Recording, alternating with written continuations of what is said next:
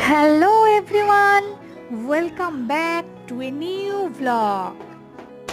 আজকের ভ্লগে তোমাদেরকে দেখাবো মালয়েশিয়ায় রথযাত্রা কিভাবে উদযাপিত হয়।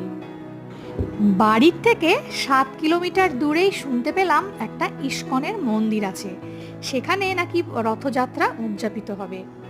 তো সেই খবর পেতেই আমরা সেই দিন বিকেলবেলায় 3জন বেরিয়ে পড়লাম সেই মন্দিরের উদ্দেশ্যে। মালয়েশিয়া ইসলামিক কান্ট্রি, কিন্তু তবুও এখানে হিন্দু, খ্রিস্টান, চাইনিজ সমস্ত ধর্মের সমস্ত উৎসব খুব ভালোভাবে পালন হয়।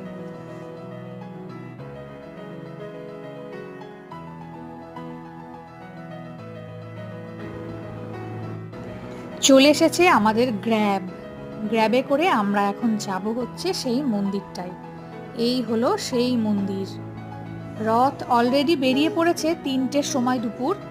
আমরা এখানে এসেছিলাম সন্ধেবেলায়। এখানে তো সন্ধে অনেক দেরিতে লাগে, তো তখন মোটামুটি 6:30 পৌনে 7টা বাজছিল, তবুও এইরকমই দিনের বেলা হয়েছিল।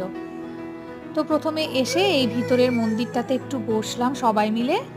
আর এখানটায় আমাদের একটা ওর বাবার কলিগেরও আসার কথা ছিল, তারাও অলরেডি এসে গেছে, তাদের সাথেও দেখা হলো। আর বাইরে এরকম টুকটাক খাবার দাবার আর এরকম তুলসী গাছ বিক্রি হচ্ছিল। আমার খুব ইচ্ছে ছিল ঘরে একটা তুলসী গাছ রাখার, তো এখানে যেহেতু পেয়ে গেলাম তাই সেবার তুলসী গাছটা এখান থেকে একটা কিনে নিয়েছিলাম।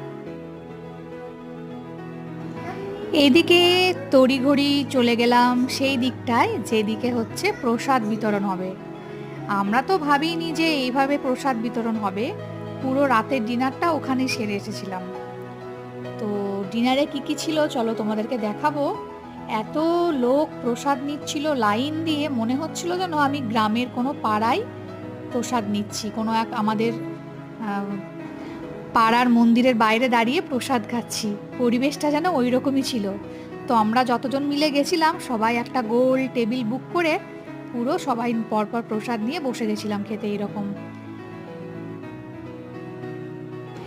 এদিকে রথ আমাদের ঢুকে গেছে পুরো শহর পরিক্রম করে। তো এই হচ্ছে আমাদের সেই রথযাত্রার পথ পরিক্রমার ভিডিও। প্রচুর লোক, প্রচুর বাঙালি, মনে হচ্ছিল নিজের দেশেই আছি।